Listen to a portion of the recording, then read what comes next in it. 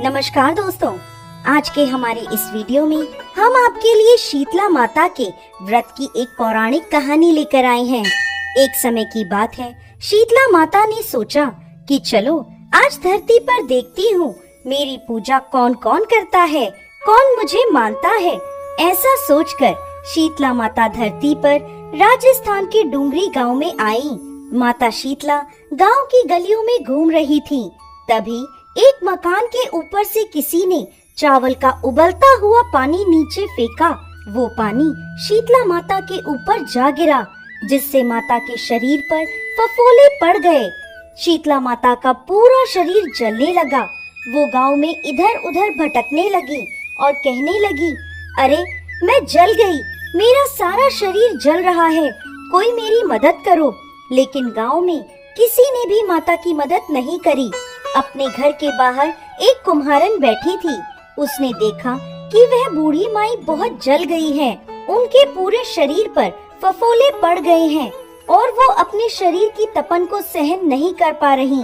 तब वह कुम्हारन बोली, माँ तुम यहाँ आकर बैठ जाओ, मैं तुम्हारे शरीर पर ठंडा पानी डालती हूँ। तब कुम्हारन ने उस माई पर एक करवे से ठंडा ठंडा पानी डाला और बोली, माँ मेरे घर में रात की बनी राबड़ी रखी है, तुम वो खा लो।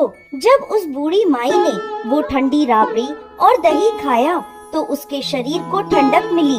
तब वह बोली, बेटी मेरे सर में जुएं देख दे। जब कुम्हारन माता के सिर से जुएं निकालने लगी तो उसने देखा कि उनके सर के पीछे भी एक आँख है, जिसे देखकर कुम्हारन डर गई और वहाँ से भागने लगी।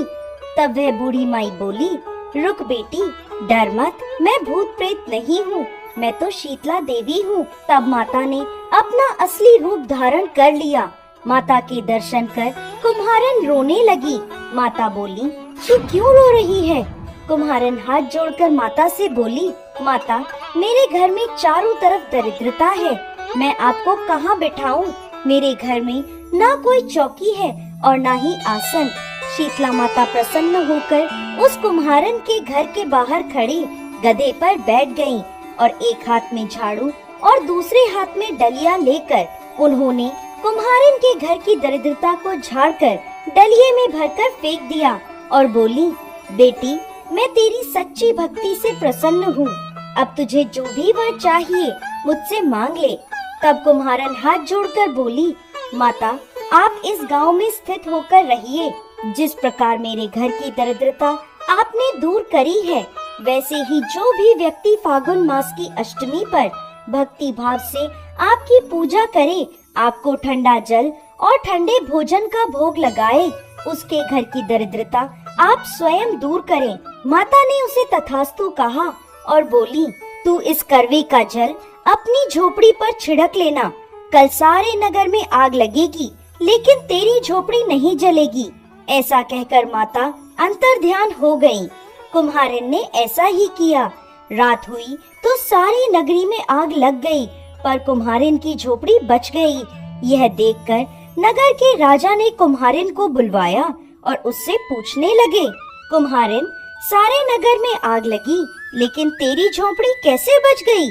तब कुम्हारन ने राजा को शीतला माता की कृपा की सारी बात बता दी और बोली, मुझ पर शीतला माता की कृपा हुई है। उस दिन से राजा ने पूरे नगर में ऐलान करवा दिया कि अब से शीतला अष्टमी के दिन किसी भी घर में चूल्हा नहीं जलेगा और हर घर में शीतला माता को बासी भोजन का भोग लगेगा। हे शीतला माता, जैसी कृपा आपने उस कुम्हारन पर करी, वैसे ही इस कथा को कहते, सुनते और हुकार भरते सब पर करना। जय शीतला माता।